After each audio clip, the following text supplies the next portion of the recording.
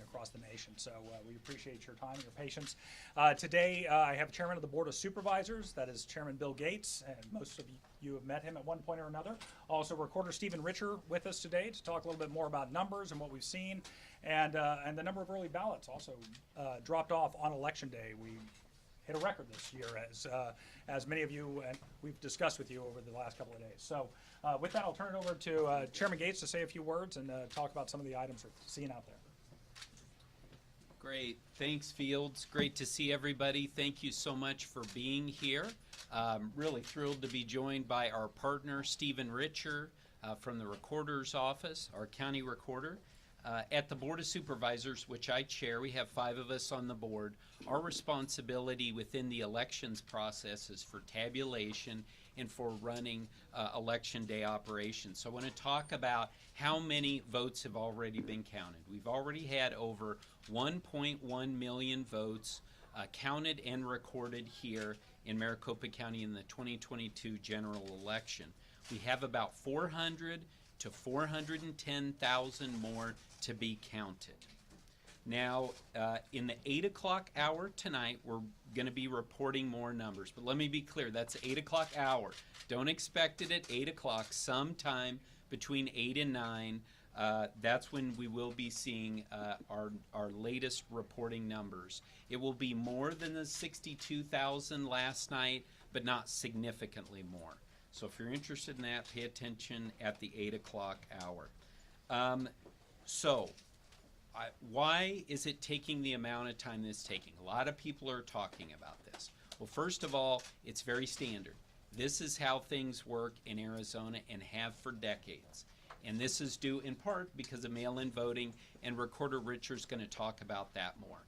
But I told this group that we anticipated 95 to 99% of the ballots to be counted by Friday. That's tomorrow.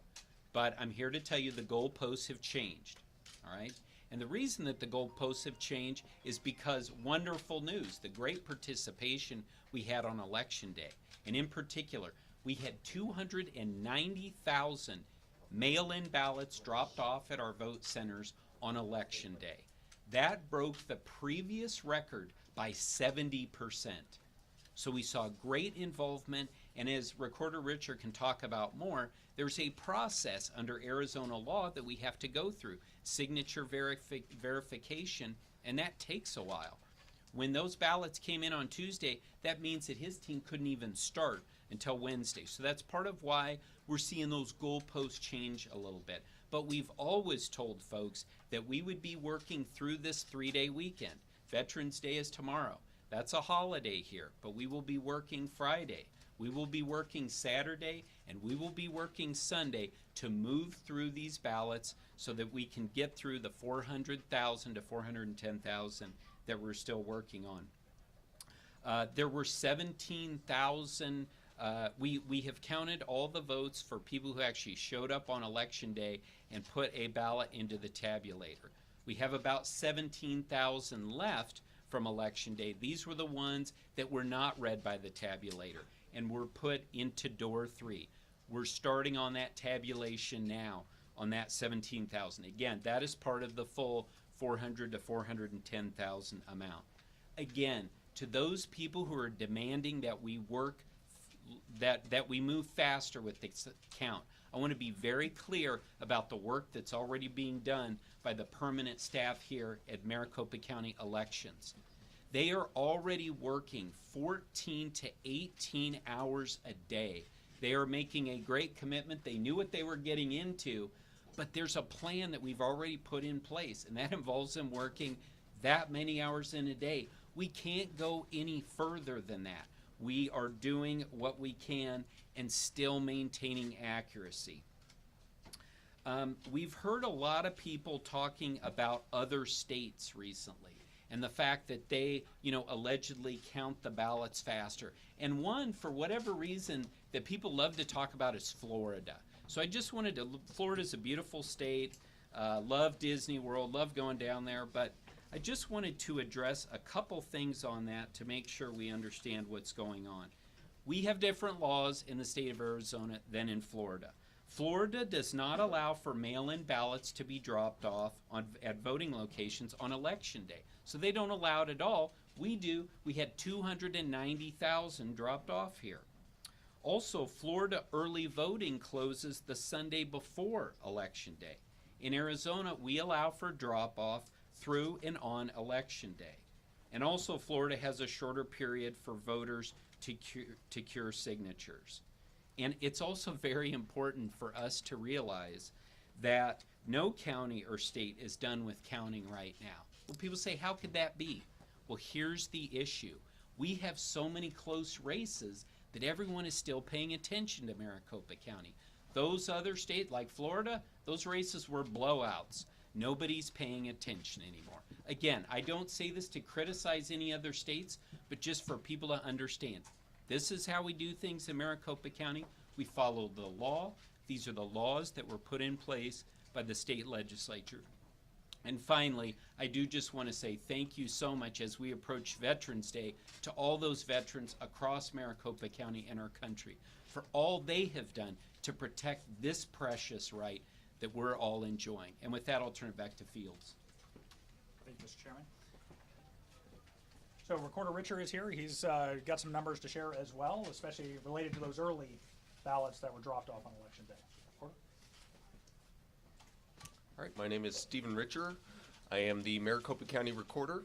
I am a board of one, but I work with all 5 members of the Board of Supervisors, and together we partner in elections, as Bill mentioned. I am responsible for voter registration and early voting, and then hand things over. Yesterday, which feels like an eternity ago, I gave you some numbers, and so I want to update you on those numbers. I mentioned that Friday, Saturday, and Sunday, we had received approximately 86,000 early ballots. So we scanned those in to make sure they all came from valid voters. We made sure that the voter hadn't voted more than once, and then we signature verified all of those, and they went through the audit queue as well in signature verification. Then it goes to a bipartisan team that takes it out of that envelope, makes sure that the ballot isn't damaged, make sure that the voter hasn't written in red ink, for instance, and make sure that the voter hasn't, for instance, spilled coffee on the ballot, anything that would disrupt the tabulation process. All of those ballots have now been transferred to the Board of Supervisors, and I believe some of last night's tabulation results. I mentioned that on Monday we received back 52,000 early ballots. All of those have similarly been processed and signature verified and delivered to the Board of Supervisors. Then, as Bill mentioned, we received 292,000 early ballots that were dropped off on election day. So we can't begin this process any earlier because those ballots are dropped off at the voting location. They're sealed in their envelopes. We pick them up at the end of the night after all voters have left all the polls.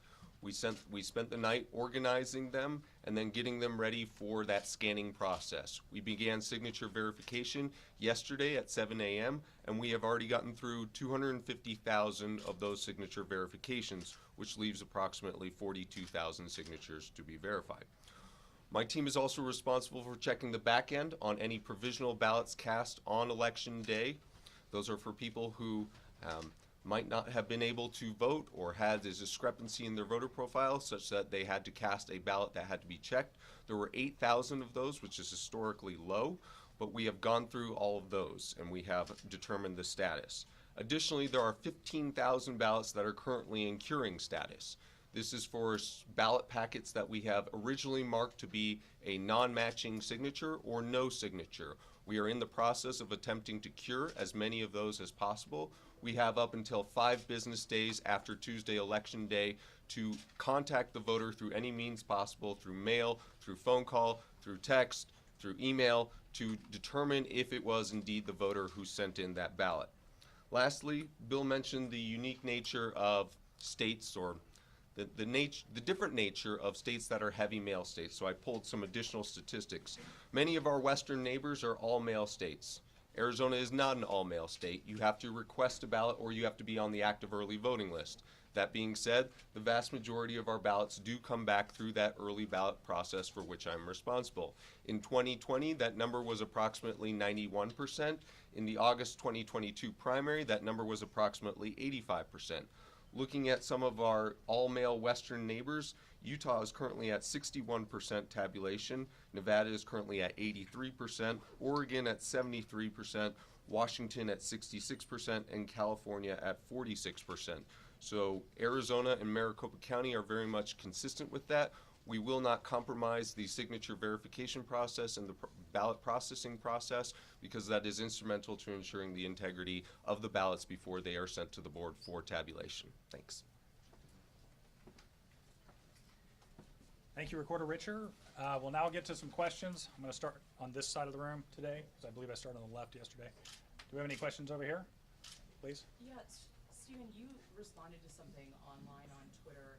Somebody suggested that Maricopa County might need to look into laws and rules around the elections. I'm wondering, do you think that Maricopa County needs to change the post-election day tabulation and count process? Is that sort of what you were saying online? Well, Maricopa County doesn't set the rules. The rules are set by state statute, and state statute does allow you to drop off that early ballot until 7 p.m. on election day. So whether or not that should be changed will be left to the determination of the state legislature. Sometimes it is awkward to be caught between two competing interests. One competing interest in this public policy discussion is the interest in making it as easy to vote as possible, such that you can drop off your early ballot without having to wait in line as late as you want, as late as up until 7 p.m. The other competing interest is, of course, everyone wants results faster, and we share that wish, but we still have to go through those processes that I described earlier. Now, Arizona does cut off at 7 p.m. on election night. We are a receipt state. Some states are postmarked states, such as, I believe, state of Utah. You have to postmark it by the Monday before Tuesday election day, but those have long been the rules in Arizona, and the only difference is the growing popularity of dropping your ballot off on election day. I don't know what that says about us Arizonans, but maybe it's just convenience. But in 2014, for the November general election, that number was 112,000 dropped off on election day. 2016, 170. 2018, 168, and 2020, 172, which, as Bill mentioned, represents that 70% increase. I guess, though, in your official capacity, would you recommend that change to the state legislature here?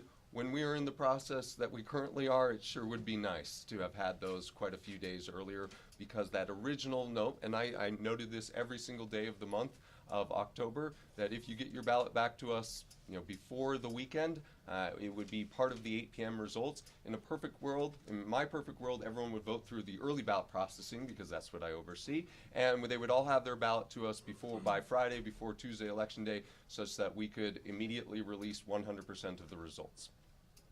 Fields over here. I have a question for Mr. Gates. Fields? Give us a second. Cameron, did you have something? Yes. All right, so let's go to Cameron, and I'll go to Bianca, Thank okay? So Cameron Arkin with Red State. My question is for Chairman Gates. You said in a statement yesterday that roughly 70 voting centers had issues on election day. What cities were these most common in, and do you plan on releasing a list of these locations at some point? Yeah, thank you for the question. I can tell you that those locations were dispersed throughout the county. There wasn't a particular city or portion of the county that they were that they happened to be in. And as part, we'd made a statement as well where we said that we were going to do a deep dive as the Board of Supervisors, to find out exactly what caused this and to make sure that it never happens again. And I can imagine that may be something that we would release, as well as getting to that level of granularity on all 70 of those. Hang on a second. Bianca? Yeah, thanks. Mr. Gates, so certainly appreciate your time. We know you said your workers are working 14 to 18 hours, but could you, if you will, sir, just address some of the criticism about the toner issue and that there wasn't enough done to prevent this? Some critics are saying that there should have been more preparedness, a better contingency plan, that some toner cartridges are dropped off and letters were sent and just things were not appropriate. Can you just, assure folks that what you did and that you do you firmly believe that you could have avoided all the issues we saw at those polling places on election day? Can you repeat the question? It was a pretty long question. All right. So she's asking if we could have done more on election day to prevent the issues with the printers. She mentioned toner cartridges. I haven't heard anything about toner cartridges or any defects with toner cartridges. We've talked about how much rigorous testing was done. The fact that we use the same paper, we use the same printers.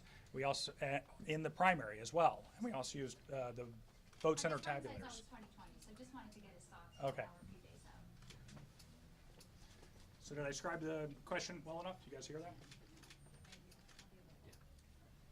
Yeah, no, we certainly appreciate the concerns. I've talked about that quite a bit over the past few days. But look, I want to be very clear. No election is ever perfect. And that's why we have backup plans. And the backup plan that we used in that instance was the door number 3. So that if the tabulator was not working, that people could place their ballot into door 3 to have it tabulated, not there at the vote center, but here in Central Count. And by the way, the majority of Arizonans who vote on election day, that's exactly how it's done for them. They do the ballots there, and the tabulation occurs at Central Count. Again, we understand that there were problems that made an impact, that created inconvenience, and we're going to do better next time. All right, I'm going to go to Barbara Villa over here. And this question is for Stephen, if you could get to the mic. Go ahead and ask your question. Okay, well, the question is, in terms of the manpower to cure these ballots, how is the workforce doing? Do you need more? How is it going? How is the work situation going? So Barbara's asking how the workforce is doing, considering the number of hours they're working and long days, and of course working through the holiday weekend, and kind of in general what we're experiencing right now. Okay. Recorder Richard. Those ballots.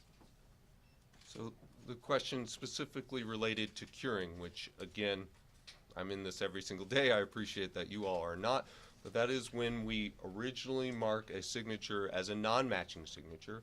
It then goes to a manager queue. The manager has access not just to 3 signatures, but the whole voter's whole file. Every time that voter has voted early and returned a ballot affidavit envelope, the voter registration cards, any modifications to the voter registration status. If the manager also marks it as a non-matching signature, then it is then sent to curing. That process ended at 7 p.m. for any ballot affidavit envelope that did not have a signature. That's the deadline according to state law. As mentioned previously, for non-matching signatures, we have 5 business days in which to do that. We have committed over 30 temp workers to calling day and night to attempt to contact the workers. We had great success with this in the August primary. Of the 13,000 plus signatures that were deemed non-matching in the August primary, we were able to cure the vast majority of those. We also have a text secure program. We have email, we have mail if you sent it in early enough. What we do is we ask for personal identifying information such as your mother's middle name or the last 4 of your social security, such that we can confirm that it is the intended voter, but the signature didn't match for whatever reason.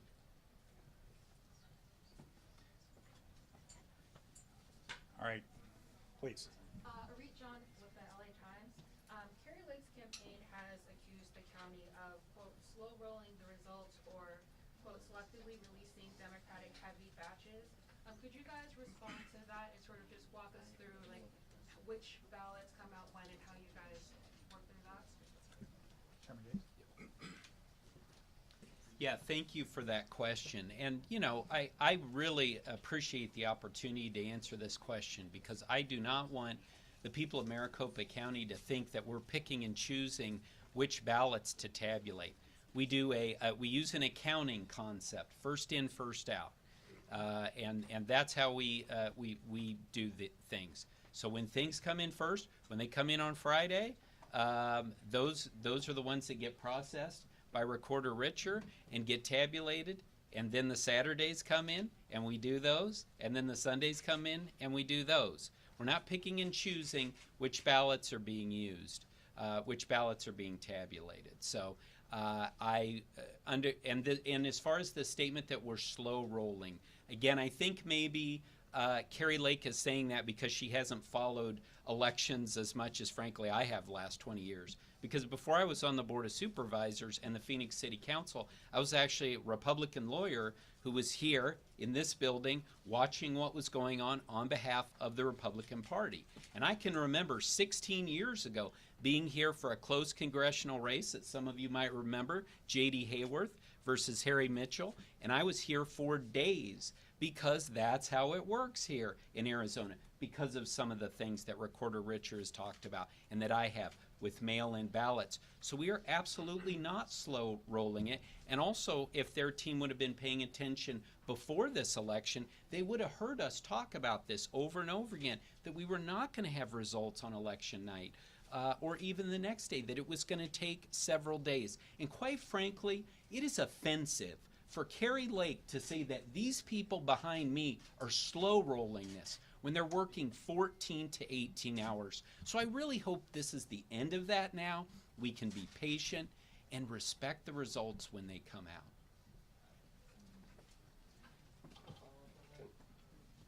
Just a quick follow-up on that, too.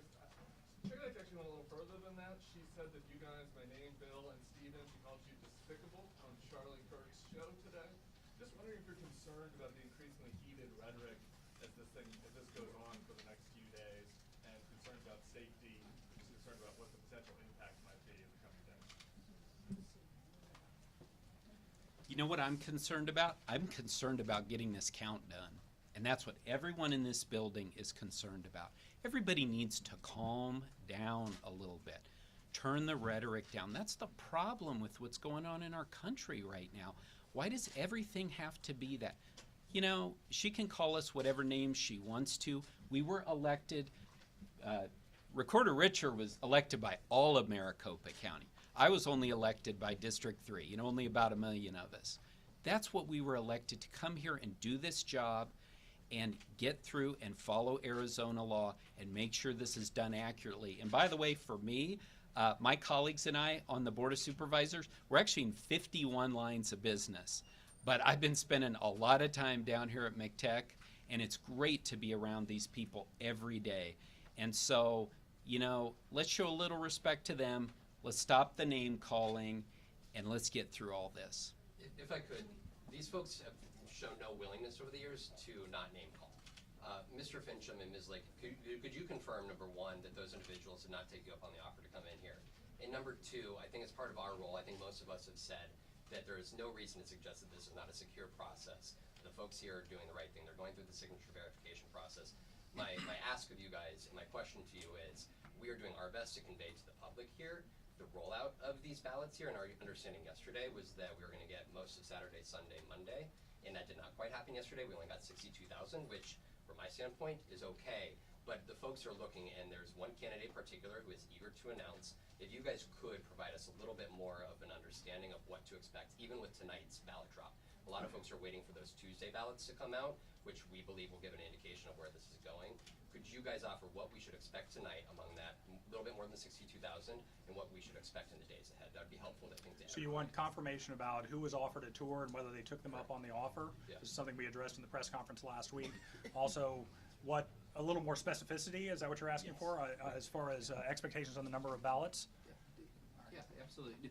No, that's a fair question, to have a little more visibility. Again, we're working really hard to be transparent through this process. Again, like I said, the goalposts have changed a little bit because of what happened, all those late earlies being dropped off on Election Day. And we did really try and encourage people to get those in early. And actually, I would also say the party leadership did that too on both sides.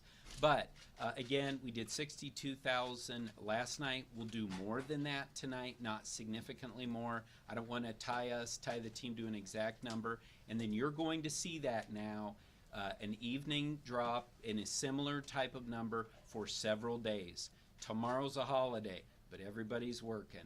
Saturday is the weekend. Everybody's working. Sunday, everyone's working. So I would say anticipate this type of rhythm. I don't want people to think there's going to be 200,000 reported on some day. It's not going to happen on any day. But something like this, 62, more tonight, and hopefully in that kind of rhythm, getting us through to the end. People need to understand that. And again, We wish it could be quicker, but again, we're dealing with Arizona law and we're dealing with counting all of this accurately. Do we have an idea how many of those Tuesday ballots we're gonna see? Oh yeah, so tonight you will not see any of the Tuesday ballots. We're still getting through the weekend. And is the reason for the change, is it the adjudication process? Can you walk us through kind of why we're only seeing 62? Yeah, so, well, I don't think correct me if I'm wrong, I don't think that I indicated a specific number. What I did say, admittedly, was 95 to 99% by Friday. We're not gonna hit that. But it's a variety of issues, all, some on Recorder Richard's side, some on our side. Some of the adjudication back here can slow things down. But again, the biggest single factor would be the large number of late earlies that came in on election day, 70% more than the previous record. Do you have an estimate about where you will be on Friday? I'm not that good at math to try and calculate that. Again, let's say somewhere around this, 62, some more than that. You see that going, every day. You guys can do the math as we chip down from that 400,000 to 410,000 number. Bill, So, hang on a second. So do you want to answer that question about the tours? Yeah, let's take the Sorry, we're going to answer the question about the tours. Regarding the tour question, it's one of the things that I'm proud of that we've accomplished over the last 2 years is we have had a lot of individuals, business groups, social groups, political groups that have come through. Republican Party precinct committeemen, Democratic Party precinct committeemen. We made that offer to all candidates as well, several of whom took us up on that, and we were pleased to host them. We made that offer to everyone in the state legislature as well, quite a few of whom took us up on that offer, and so we give them Elections 101 in Maricopa County, and we walk them through this whole facility and hopefully demystify the process. But no, neither of those two joined us since I've been in this office. Bill, let me go back to the 17,000 of Roar 3 for a minute. I realize you're still trying to figure out exactly what happened, whether it was toner or printer drum or something that caused these not to be printed in the way that the scanners would read it. I guess my question is, why before the polls were open did somebody not run a couple of these test things through to see what the problem is? Some of what I've seen in terms of some of these ballots is there clearly were gaps. My laser printer printed out like that, I'd say, well, wait a second, why wasn't this checked out before the polls opened?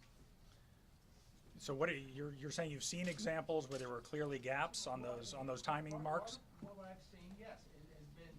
But there are gaps in them. It's almost like a wide barcode all the way around the outside. I guess my question is, if the printers, for whatever reason, toner, drum, phases of the moon wasn't printing out right, why weren't some of these things run through some of the some of the scanners before the doors opened on Tuesday? I can take this. All right, thanks. My name's Megan Gilbertson. I'm the Communications Director with the Maricopa County Elections Department. That's a really great question, Howie. We do stress tests and logic and accuracy tests on all of our equipment. And when we do that logic and accuracy test, we print the ballots from the Ballot on Demand printers, as well as our central counting, or the Runback Election Services, which prints all of the ballots, the early ballots that we send out. Those tests do check all of those printers. We also do stress tests before and after each election on that equipment, running hundreds of ballots through some of those pieces of equipment, making sure that they're accurate. The one thing that's really important to point out is that since we've had these printers, we've used the same exact settings. And so that was a unique thing that happened in this election, which is why our techs took a little bit more time to find a solution. So they were able to find the solution, and it was not toner, it was a fuser. And they had to change the heat setting, or the settings on the printer to heavy. For all three of the types of printers that get sent out.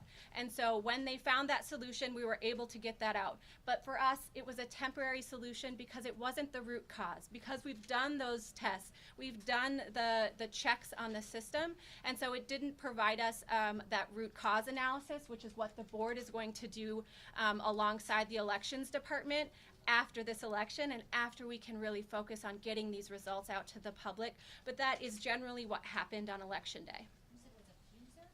What Yes.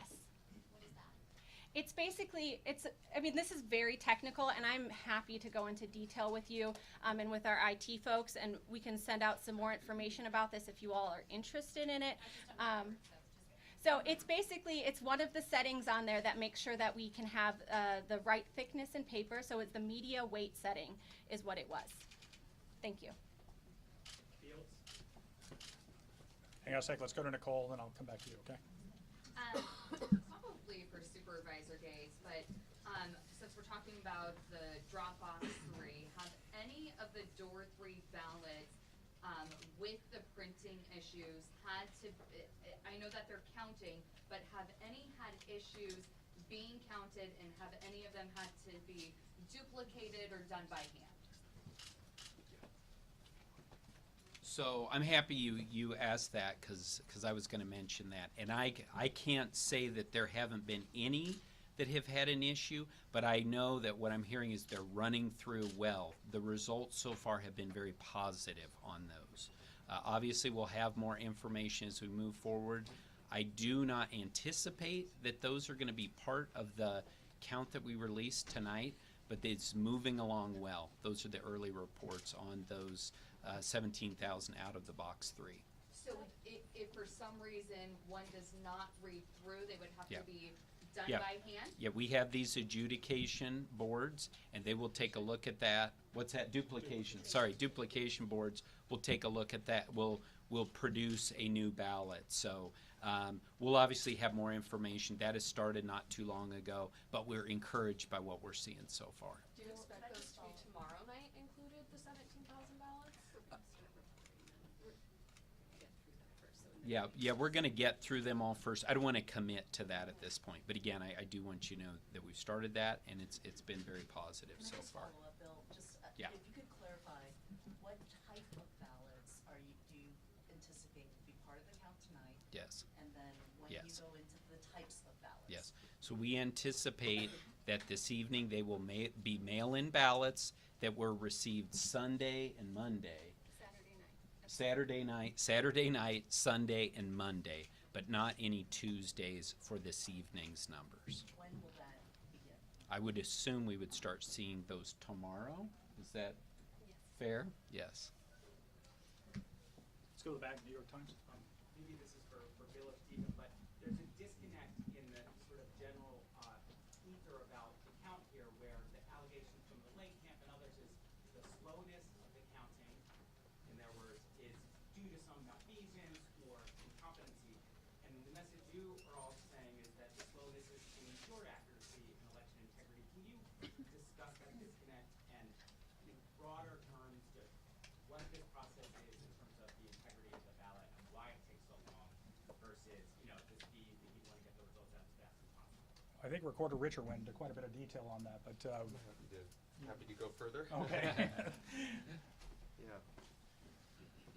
So I would suggest that you want us to go through every single one of those processes. When we scan it in, you want to make sure that does come from a registered voter who hasn't previously voted.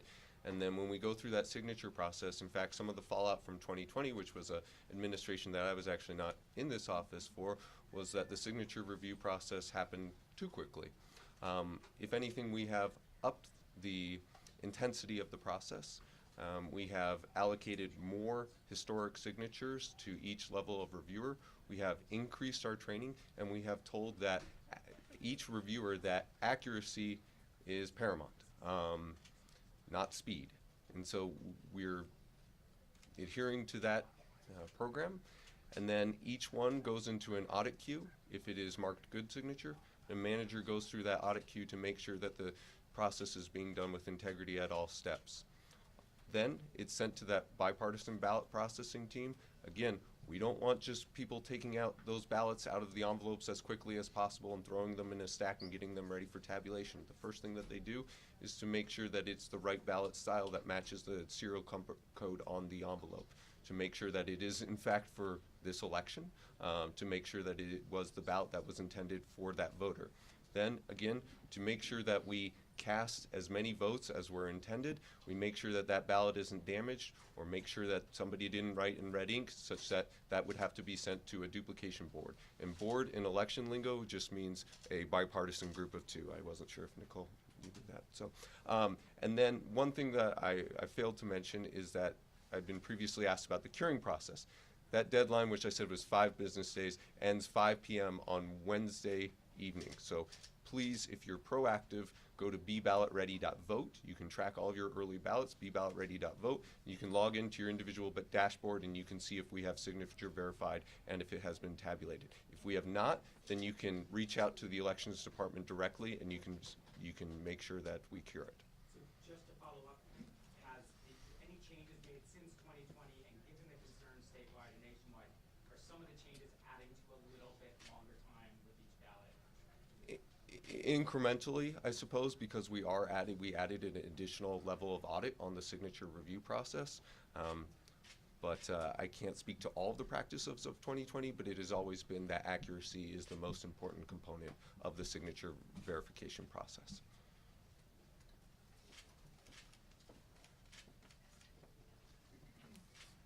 Did you still have a question? I'm okay, thank you. My Yeah. finally got most of them. All right, very good. Let's go to Mary Jo. In past years, when there were not races that are as close as some of these are, when did the county stop? When did the county stop counting? In other words, how long does it take to process votes, and does the fact that you have close races, does that really affect the length of time to count ballots? Yeah, no, the fact that they're close races doesn't make it last any longer. It said we don't have all these people in here when it's all blowouts, right? It's because you guys are paying attention.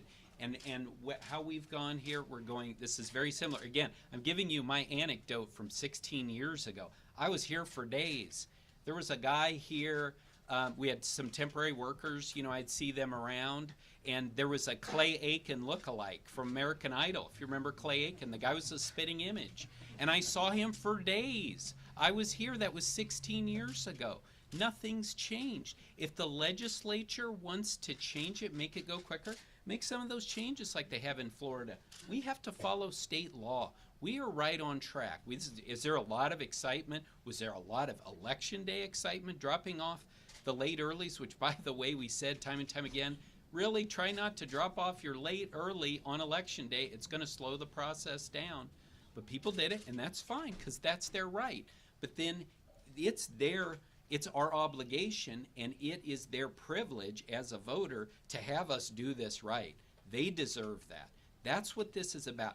This election is actually about the voters of Maricopa County. It's not about the candidates, and it's not about us. To further contextualize that, do you have data from previous years, the primary and this year, the general and the primary in 2020, how many days it took you to conclude counting the votes? Yes, and we covered that in detail in a previous press conference before most of you came to town. But yes, it's between 10 and 12 days, and it has been for at least the past decade. But you can see that in the canvas as well, which is a public document. It's on, I think many of them are on our website.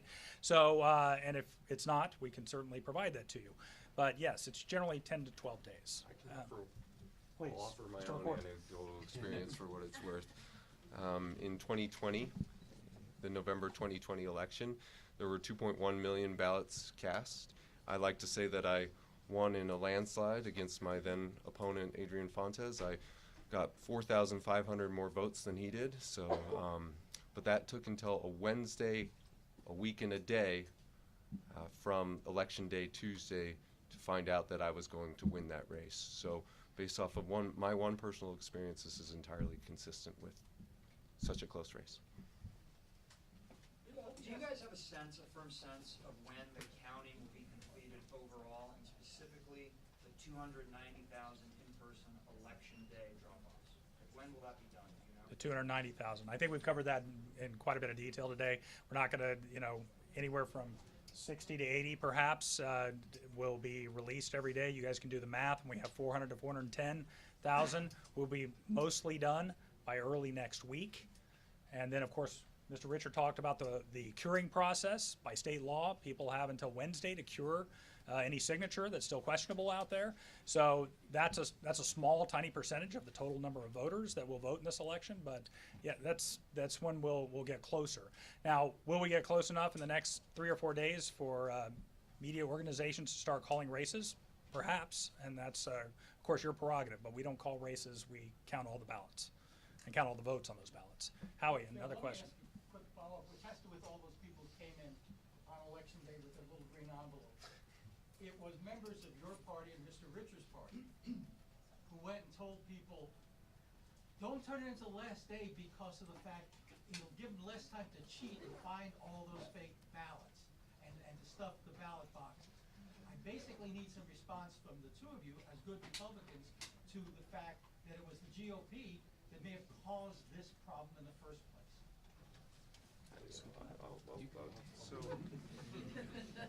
No, I mean, I don't know if that's universally so. I know that Mickey Nyland, the chairwoman of the Maricopa County Republican Committee, was encouraging people to either vote in person, feeding it directly into the machine on election day, or to get back your early ballot in a timely manner. Certainly there has been a lot of negativity towards mail-in ballots over the past 2 years, and as we saw perhaps in 2020, that might have heightened people's interest in delivering it on election day.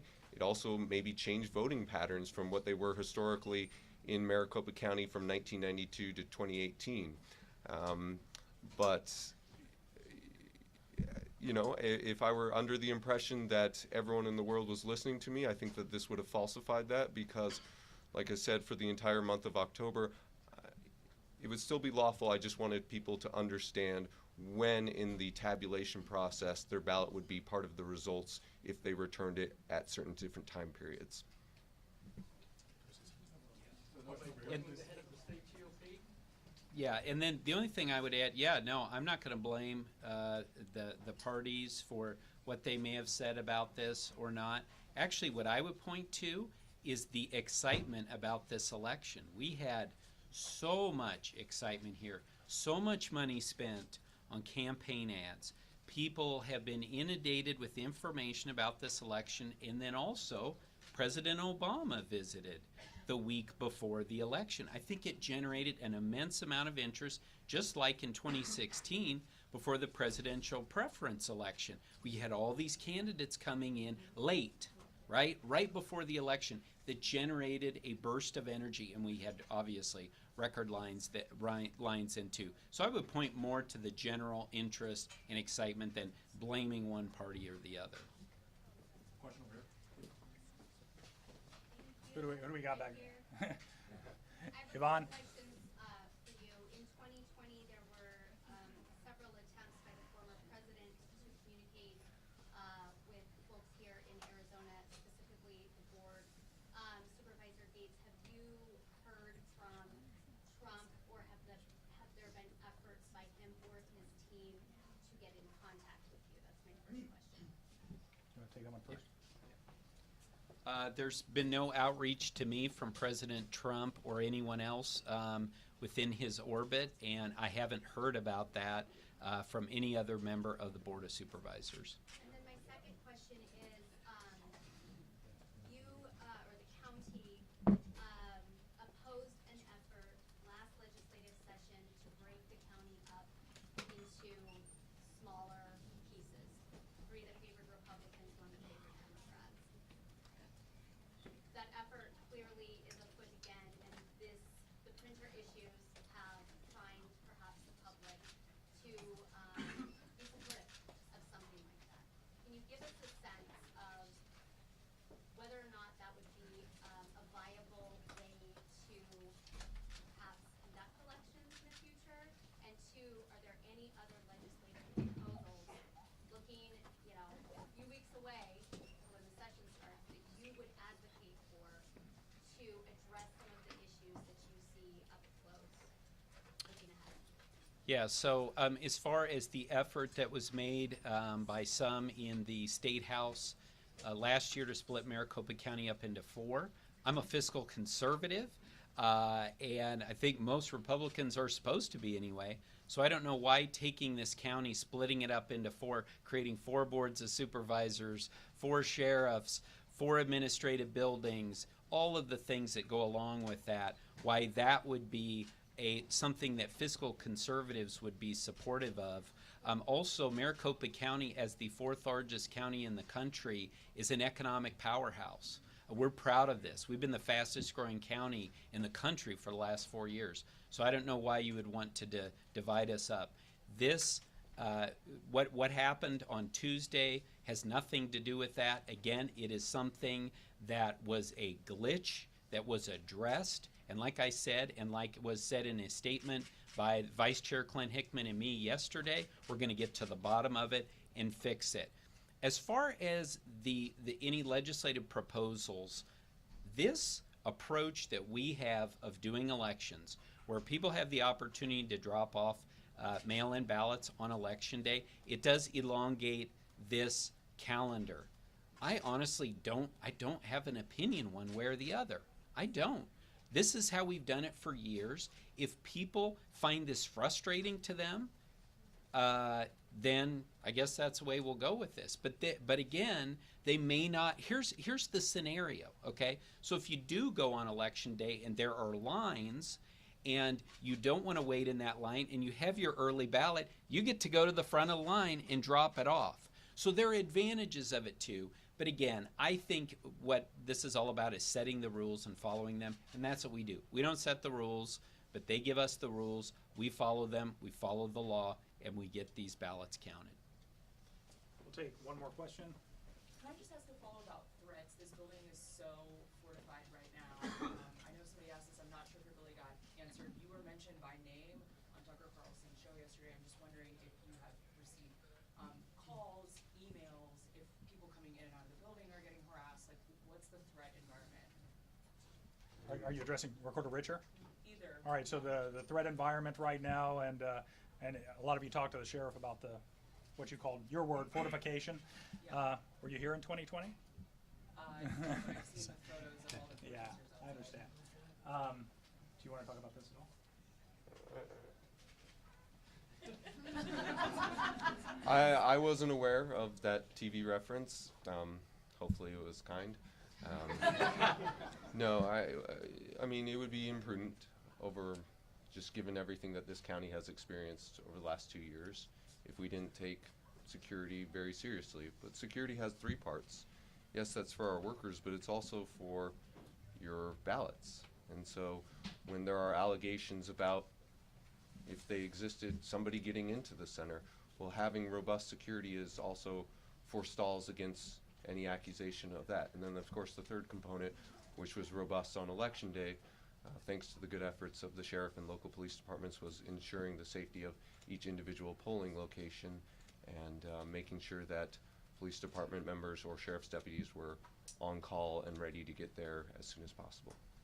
Sorry, but could you answer her question about what the threat level has been? Have you been receiving threats? Have your workers been receiving threats? Is it heightened, or is it less than last time? Can you give us some sort of perspective? I can't give perspective on the 2020 election, but it has been consistent. Some of those have been documented. Some of those, yes, some of those have been prosecuted. It doesn't match the level during the Cyber Ninjas review, but they are still extant. And yeah, the only thing that I would add to that, absolutely agree with Recorder Richer, and those threats have gone to the Board of Supervisors, and that threat level is continuing, and that is now a part of life for me and my colleagues. And it shouldn't be, and it shouldn't be for all the elections workers and election officials across the country, but that's now a way of life. And more people need to start speaking out and saying that that is absolutely unacceptable. No one should be the subject of death threats, but particularly not those who are simply trying to keep our democracy afloat and count the votes and make sure that every eligible voter's ballot is treated with respect. Is there something you'd like to say to the people who are making those threats directly? These people You know what I would say? I would have them just stop for a second and think about my grandpa. My grandpa was a World War II veteran who was in Europe during World War II. And he helped to defeat the Germans. I want them to think about that, what he was over there fighting for. He was not fighting for their right to pick up a phone or type in a text threatening someone's life. He was fighting for the right of each and every one of us to vote and select our own leaders. So my grandpa would not be cool with that. And to me, that says it all. So when are we gonna see you guys again? We'll see you tomorrow afternoon. Okay, we'll send out an advisory. We assume it'll probably be in the 4 o'clock hour once again. So thank you very much. Selena Olivas is, if you need some answers to questions in Spanish, she is available. And for those from Univision or Telemundo or any other outlet that prefers Spanish, we can make her available too. Thank you, everybody. We appreciate your time. If you have other questions, please email us. We'll try to get back to you as quickly as possible.